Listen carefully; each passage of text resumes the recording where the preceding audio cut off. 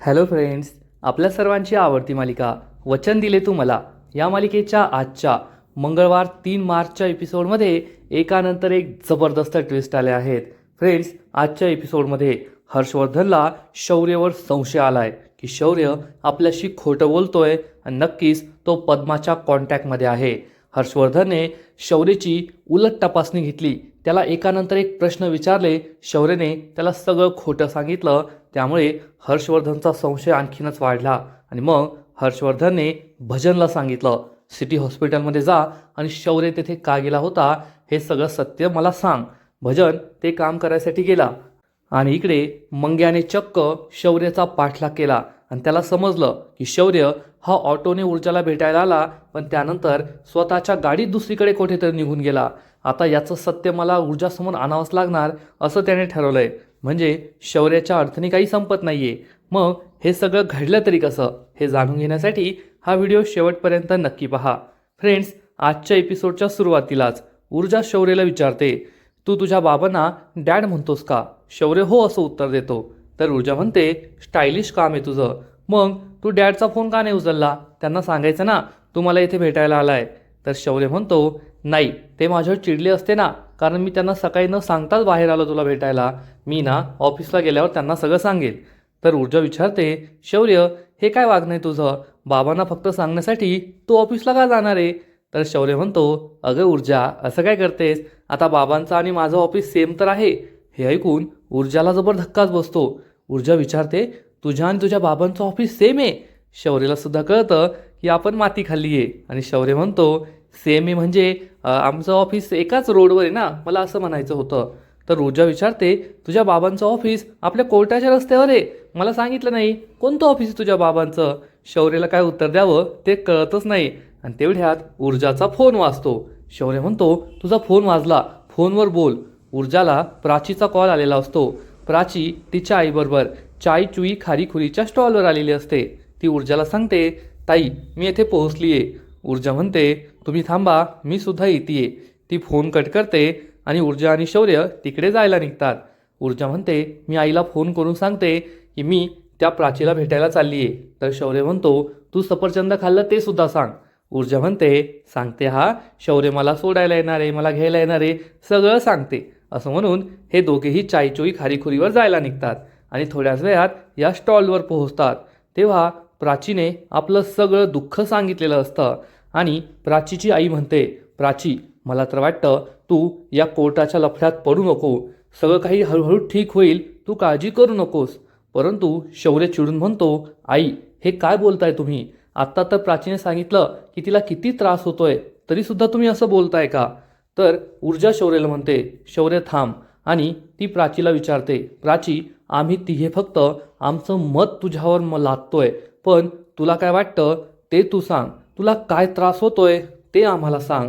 आणि प्राची ही आपलं सगळं सत्य सांगते की माझी सासूने मला मारहाण केली. आणि हे सांगता सांगता प्राची ढसाढसा रडू लागते. ऊर्जा तिला शांत करते आणि म्हणते, प्राची प्लीज रडू नकोस, काय झालंय मला स्पष्ट सांग.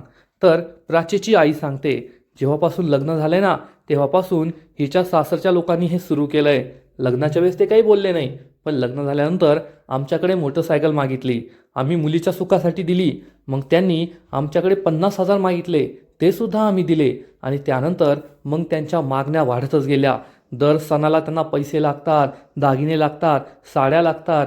आम्ही तिच्या सासूला, नंदेला सगळं काही दिलं, पण त्यांना भस्मासूर झालाय. त्यांच्या अपेक्षा आणि मागण्या कमीच होत नाहीये, त्यांना फक्त आमच्याकडून ओरबाडून घ्यायचंय.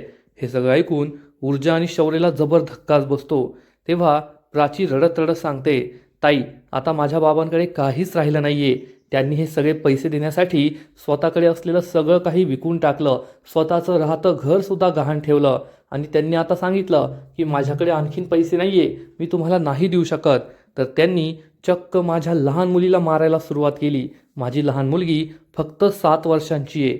हे ऐकून ऊर्जा आणि शौर्यला मोठा धक्काच बसतो. शौर्य विचारतो, आई तुम्ही आत्तासुद्धा म्हणाल का की पोलीस कंप्लेंट करायला नको, कोर्टाची पायरी सरायला नको? तर प्राचीची आई म्हणते, आम्ही खूप गरीब माणसं आहोत, कोर्ट कचेरी पोलीस हे सगळं आमच्याकडून नाही होणार. तर शौर्य म्हणतो, तुम्ही खूप चुकीचा विचार करताय. ऊर्जासुद्धा प्राचीच्या आईला समजावून सांगते, आपण जोपर्यंत अन्यायाविरुद्ध लढत नाही ना तोपर्यंत आपल्यावर अन्याय होतच राहणार आणि तुम्ही कसली वाट पाहताय. त्या माणसांनी जर प्राची किंवा तिच्या मुलीच्या जीवाचं काही बरं वाईट केलं तर तुम्ही काय करणार आहात.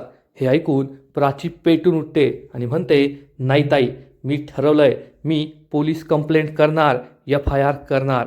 ऊर्जा आणि शौर्यला खूप आनंद होतो आणि ऊर्जा म्हणते, चल आपण आत्ताच्या आत्ता पोलीस स्टेशनमध्ये जाऊया. तर शौर्य म्हणतो, सॉरी ऊर्जा, पण मला ऑफिसमध्ये जायचं आहे, बॉसने एक महत्त्वाची मीटिंग ठेवली आहे, आता कसं हे जमणार. तर ऊर्जा म्हणते, शौर्य तू जा, मी जाते प्राचीला पोलीस स्टेशनमध्ये घेऊन. तर शौर्य म्हणतो, मी काकूंना वचन दिले ना, मी तुला घरी सोडेल. ऊर्जा म्हणते, ठीक आहे ना, तुझं काम झाल्यावर मी तुला फोन करेल, तू मला सोडायला ये. शौर्य म्हणतो, ठीक आहे, आणि शौर्य तेथून जातो. प्राची आणि ऊर्जा दोघेही पोलीस स्टेशनला जातात. तर इकडे हर्षवर्धनने आपल्या सगळ्या असोसिएट्सला केबिनमध्ये बोलवलेलं असतं आणि तो सगळ्यांना ठणकावून सांगतो, मला लवकरात लवकर शिर्केंच्या केसबद्दल जे काही डॉक्युमेंट्स आहेत, जे पुरावे आहेत, ते सगळे माझ्या डेस्कवर हवे आहेत. आणि जोपर्यंत शिर्केची केस संपत नाही तोपर्यंत ऑफिसमध्ये कोणालाही सुट्ट्या मिळणार नाही. मग सण समारंभ, घरगुती कार्यक्रम, आजारपण काही असो, कोणाला सुट्टी मिळणार नाही. ऑफिसमध्ये येण्याची वेळ फिक्स असेल पण जाण्याची वेळ फिक्स असणार नाही. मला या केसमध्ये कोणताही हलगर्जीपणा नको आहे. सगळं माझ्या मनाप्रमाणेच व्हायला हवं आणि कोणाचीही चूक खपवून घेतली जाणार नाही, असं तो सगळ्यांना ठणकावून सांगतो.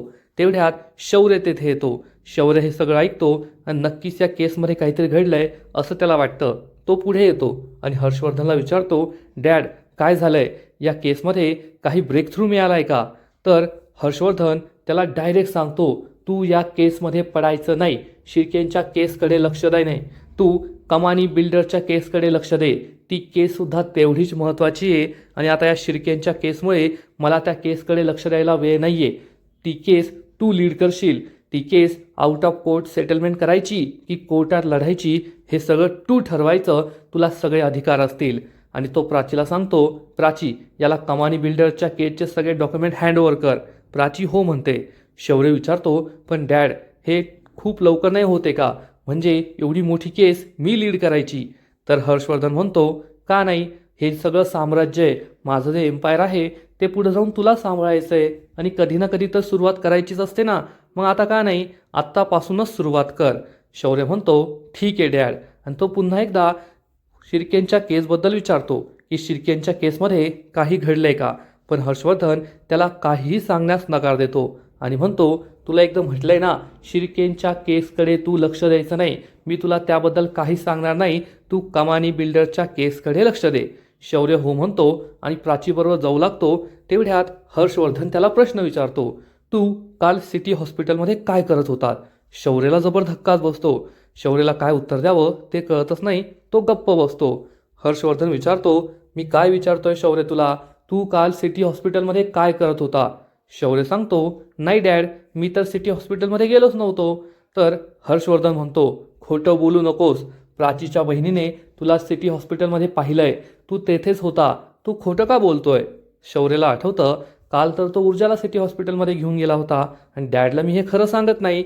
आणि शौर्य म्हणतो, नाही डॅड, मी तेथे नव्हतो गेलो. तर प्राची म्हणते, शौर्य माझी बहीण तुला चांगलं ओळखते, ती कशाला खोटं बोलेल, तू तेथे काल गेला होता, तिने तुला पाहिलंय. शौर्य म्हणतो, अरे हो विसरलोच, मी माझ्या मित्राला ना ब्लड टेस्टसाठी तेथे घेऊन गेलो होतो, तेव्हा तिने मला तेथे पाहिलं असेल. बाकीचे असोसिएट निघून जातात आणि हर्षवर्धन शौर्यला विचारतो, मग तू खोटं का बोललास की मी तेथे नव्हतो गेलो. शौर्य सांगतो, डॅड माझं ते स्केड्यूल आजकाल इतकं बिझी आहे ना की माझ्या लक्षातच नाही राहिलं. हर्षवर्धन हा शौर्यला विचारतो, मग काल रात्री तू मला सांगितलंस की तू एका ॲक्सिडेंट केसमध्ये एका ॲक्सिडेंट विक्टीमला घेऊन हॉस्पिटलमध्ये गेला होता, ते कधी गेला होतास, तू या ब्लड टेस्टबद्दल तर सांगितलंच नाही. शौर्य म्हणतो, हो मी त्या विक्टीमला सुद्धा हॉस्पिटलमध्ये घेऊन गेलो होतो, सिटी हॉस्पिटलमध्ये. आणि हर्षवर्धन विचारतो, मग ब्लड टेस्टचं काय. शौर्य म्हणतो, ब्लड टेस्टला सुद्धा मित्राला तेथेच घेऊन गेलो होतो. हर्षवर्धन एकदम कोर्टात विचारतात तशा प्रश्नांची सरबत्ती करतो. किती वाजता घेऊन गेला होता, ॲक्सिडेंट किती वाजता झाला. शौर्य सांगतो, 5:30ला. हर्षवर्धन विचारतो, हॉस्पिटलमध्ये कधी पोहोचला. शौर्य सांगतो, 6 वाजता. हर्षवर्धन विचारतो, मग तू घरी तर 7:30ला आला होता, एवढा वेळ लागतो का आपल्या घरी यायला, तू तेथे काय करत होतास. तर शौर्य म्हणतो, डॅड ट्रॅफिक होतं आणि मला खूप थकवासुद्धा आला होता, त्यामुळे मी कॉफीसुद्धा पिली म्हणून मला घरी यायला वेळ झाला होता, एवढा उशीर झाला होता. शौर्य तेथून जाऊ लागतो तर हर्षवर्धन त्याला पुन्हा एकदा थांबवतो आणि विचारतो, तुला माहिती आहे का, शिर्केंच्या केसमध्ये एक डेव्हलपमेंट झाली आहे. पद्मावर हल्ला झाला होता, अटॅक झाला होता. हे ऐकून शौर्य, मला तसं काय माहीतच नाही, अशी रिॲक्शन देतो. काय, पद्मावर हल्ला झाला? तुम्हाला काय वाटतं कुणी हल्ला केला असेल? तर हर्षवर्धन हा पुन्हा एकदा विषय बदलतो आणि म्हणतो, तो तुझा लुकआउट नाही आहे. तू फक्त कमानी बिल्डरच्या केसकडे लक्ष दे आणि तू जा इथून. आणि शौर्य जाऊ लागतो तर हर्षवर्धन पुन्हा त्याला थांबवतो आणि विचारतो, आज सकाळी कुठे गेला होतास? मी तुला फोन केले, फोन उचलला नाही तू. तर शौर्य सांगतो, हो मी मिस कॉल पाहिले. मी आज क्लबला गेलो होतो ना, टेनिस खेळायला. खूप दिवसांपासून गेलो नव्हतो म्हणून आज गेलो होतो. हर्षवर्धन म्हणतो, ठीक आहे जा तू. शौर्य हा तेथून जातो. भजनही जाऊ लागतो तर हर्षवर्धन त्याला थांबवतो आणि म्हणतो, सिटी हॉस्पिटलमध्ये जायचं आणि पद्मा नावाचं पेशंट तेथे ॲडमिट झालं होतं का, हे सगळं मला सांगायचं. हे ऐकून भजनला मोठा धक्काच बसतो आणि तो हर्षवर्धनला विचारतो, सर तुम्ही शौर्यवर डाऊट घेताय, त्याच्यावर संशय घेताय? तर हर्षवर्धन उत्तर देतो, मी स्वतःला सोडून प्रत्येकावर संशय घेऊ शकतो आणि शिर्केंची केस मला खूप महत्त्वाची आहे. या केसमध्ये मला कोणताही हलगर्जीपणा नको आहे. तुला जेवढं काम सांगितलंय ना तेवढं काम करायचं. भजन हो म्हणतो आणि तेथून जातो आणि हर्षवर्धनला मात्र शौर्यावर संशय आलेला असतो. नक्कीच तो पद्माच्या संपर्कात आहे असं हर्षवर्धनला वाटतं आणि आता लवकरात लवकर हे सत्य शोधून काढायचं असं सुद्धा हर्षवर्धनने ठरवलेलं असतं. फ्रेंड्स, हा सीन खरंच खूप भारी आहे. हर्षवर्धन कोणत्या लेव्हलचा वकील आहे आणि माणूस आहे हे या सीनवरून आपल्याला कळून येतं आणि त्याला उत्तर देताना शौर्याची चांगलीच भंबेरी उडाली होती. दुसरीकडे मंग्या ऊर्जाच्या घरी पोहोचतो. ऊर्जा बाहेर ये, ऊर्जा कुठेस तू, अशा हाका तिला मारतो. तर पूर्वा किचनमध्ये गरमागरम पराठे बनवत असते. ती बाहेर येते आणि म्हणते, अरे तू कशाला ऊर्जाला हाका मारतोय? ऊर्जा घरी नाही आहे, ती बाहेर गेली आहे. तर मंग्या म्हणतो, काकू तुम्ही तिला कोर्टात का पाठवलं? तर पूर्वा सांगते, अरे बाबा कोर्टात नाही गेली आहे ती, त्या मुलीचा प्राचीचा कॉल आला होता ना, तिला भेटायला इथे कोपऱ्यावर गेली आहे. मंग्या म्हणतो, ठीक आहे काकू, तुम्ही ना त्या ऊर्जाला डोक्यावर बसून ठेवलं आहे, ती ना तुमचं काहीच ऐकत नाही. तर लगेचच पूर्वा म्हणते, आता काय करणार, ती ऐकत नाही तर मी तरी काय करू शकते? तर मंग्या सांगतो, पहा मी तिच्यासाठी 2 संत्री आणल्या होत्या. मंग्या मागे वळून पाहतो तर त्याला टेबलवर शौर्याने आणलेली फळं आणि नारळ पाणी दिसतात आणि तो म्हणतो, काय काकू तुम्ही तर माझ्या आधी पूर्ण फळांचा बगीचाच आणलाय. द्राक्ष आणली, मोसंबी आणली, ॲप्पल आणली, चिक्कू आणलं, नारळ पाणी आणलं. एवढं सगळं आणायची काय गरज होती? ऊर्जा काय एवढं सगळं खाणार आहे का? तर पूर्वा सांगते, अरे बाबा मी नाही आणली आहे, शौर्य आला होता ना, शौर्याने हे सगळं आणलंय. हे ऐकून मंग्याला खूप राग येतो. तो चिडून म्हणतो, तो शौर्य तो तर एक नंबरचा आगाऊ आहे, त्याने एवढं सगळं कशाला आणलं? ऊर्जा काय एवढं सगळं खाणार आहे का एकाच वेळेस? तर लगेचच पूर्वा म्हणते, अरे मंग्या शौर्य खूप चांगला मुलगा आहे, ऊर्जाची खूप काळजी घेतो, एकदम तुझ्यासारखा आहे. मंग्या चिडून म्हणतो, मी काय त्याच्यासारखा नाही आहे. पूर्वा म्हणते, ठीक आहे बाबा, चल मी गरमागरम पराठे बनवते, तुझ्यासाठी आणते, तुला नक्कीच आवडतील. पूर्वा किचनमध्ये पराठा आणायला जाते पण मंग्या चिडून तेथून निघून जातो. पूर्वाला कळतच नाही या मंग्याला नेमकं काय झालंय, तो पराठा न खाताच का निघून गेला. आणि मग थोड्या वेळानंतर ऊर्जा आणि शौर्य हे दोघेही चाय चुई खारी खुरीच्या स्टॉलवर बसलेले असतात आणि शौर्य आणखीन एक खारी मागवतो. ऊर्जा विचारते, अरे पहिली खारी तर खाऊन घे, मग दुसरी मागव. तर शौर्य म्हणतो, माझ्यासाठी नाही तुझ्यासाठी मागवली आहे. ऊर्जा म्हणते, नाही रे मी अजून नाही खाणार. कसं आहे ना, ती गोळ्या औषधं खाऊन माझ्या तोंडाची चवच कडू झाली होती, पण आता ही खारी खाल्ल्यावर खूप भारी वाटतंय. शौर्य म्हणतो, म्हणून तर अजून एक मागवली आहे, पोटभर खा आणि लवकर बरी हो. ऊर्जा तुला खरं सांगू का, आज तुला इतकं माझ्याशी चांगलं बोलताना पाहून, येथे बसलेलं पाहून, चहा खारी खाताना पाहून मला किती भारी वाटतंय. नाहीतर काल तुझी जी अवस्था झाली होती ना, मी तुला हॉस्पिटलमध्ये घेऊन गेलो, तू माझ्यासमोर बेशुद्ध पडली होती, जखमी होती, ते पाहून मी खूप घाबरलो होतो. मला तर असं वाटलं होतं. तर ऊर्जा लगेच म्हणते की मी वाचणार नाही. शौर्य चिडून म्हणतो, गप्प बस, असं बोलायचं नसतं. तुला काही झालं असतं ना तर मी जगूच शकलो नसतो. तर ऊर्जा म्हणते, मला काही होणारच नव्हतं, कारण मला काही करण्याची कोणाची हिंमत आहे का? तू हॉस्पिटल कसं डोक्यावर घेतलं होतं ना, ते मी चांगलंच पाहिलंय. हे ऐकून शौर्याला आश्चर्य वाटतं आणि तो ऊर्जाला विचारतो, तुला सगळं कळत होतं का? ऊर्जा म्हणते, हो शौर्य, मला सगळं कळत होतं. आणि शौर्य हा ऊर्जाकडे पाहतच राहतो. तेवढ्यात हा चहावाला आणखीन खारी आणून देतो आणि म्हणतो, मॅडम, जोपर्यंत तुम्हाला बरं वाटत नाही ना तोपर्यंत माझ्याकडून तुम्हाला चहा आणि खारी फ्री. तर ऊर्जा म्हणते, नाही रे बाबा, मला एवढं काही नाही लागलंय. तर हा चहावाला म्हणतो, नाही मॅडम, काल तुम्ही गुंडांशी एकट्याने इतकी मोठी लढाई केली. तुम्ही खरंच मॉडर्न जमान्यातील नारी आहात, एकदम फिअरलेस नारी. ऊर्जा आणि शौर्य हसू लागतात. चहावाला जातो. तर शौर्य हा ऊर्जाला म्हणतो, ऊर्जा, पण पुन्हा असा धोका घ्यायचा नाही बरं का. ऊर्जा म्हणते, नाही, मी असा धोका परत घेणार नाहीये. तर शौर्य ऊर्जाला म्हणतो, तुमच्या कुटुंबात हा आजार आहे वाटतं. कोणाकडून काही उपकार घेतले, पैसे घेतले की त्याला ते लगेच परत करायचे. तेवढ्यात ऊर्जाला आठवतं, अरे हो, मला तर शौर्यला पैसे परत करायचे आणि ती शौर्यला 750 रुपये देऊ लागते. शौर्य विचारतो, हे कसले पैसे.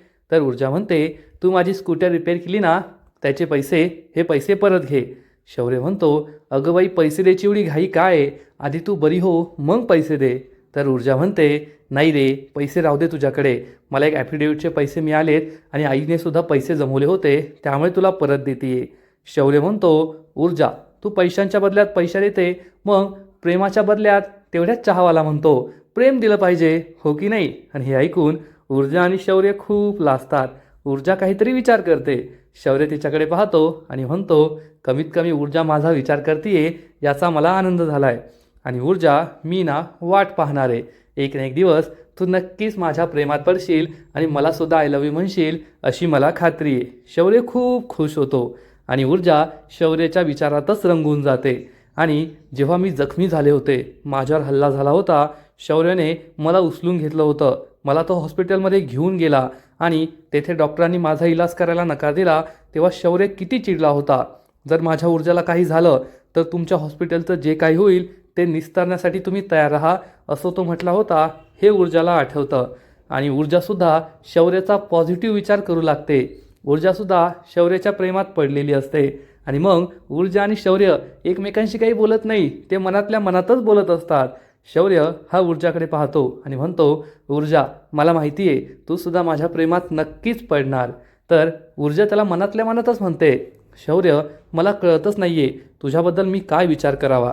कारण मी तुझ्याबद्दल विचार केला, मला स्वतःला विचारलं की माझ्या मनात शौर्यबद्दल काय भावना आहे.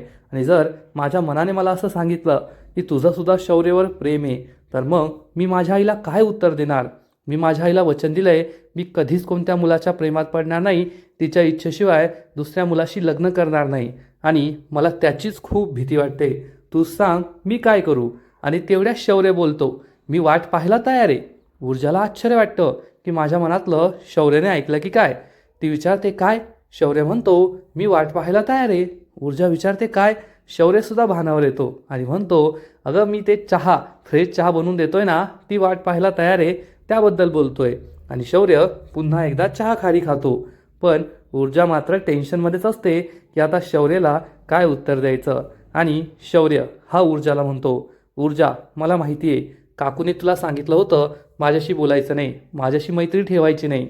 पण फक्त मैत्री ठेवण्याच्या अटीवरच तू माझ्याशी बोलतीये आणि तुझ्यासाठी हे खूप अवघड आहे. परंतु मी तुला माझ्या मनातील भावना सांगितल्या आहेत आणि मी वाट पाहायला तयार आहे. मला कसलीच घाई नाही आहे. ऊर्जाला हे ऐकून आनंद होतो. परंतु आता पुढे काय करायचं. शौर्य आणि ऊर्जा यांच्या प्रेमाचं पुढे काय होईल हा प्रश्न या दोघांच्याही मनात असतो. आणि आजचा एपिसोड येथेच संपतो. फ्रेंड्स, वचन दिले तू मला या मालिकेचा आजचा एपिसोड खरंच खूप भारी होता.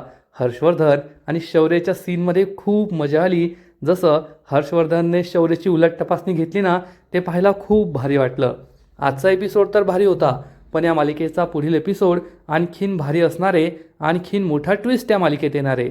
मग नेमकं घडणार तरी काय.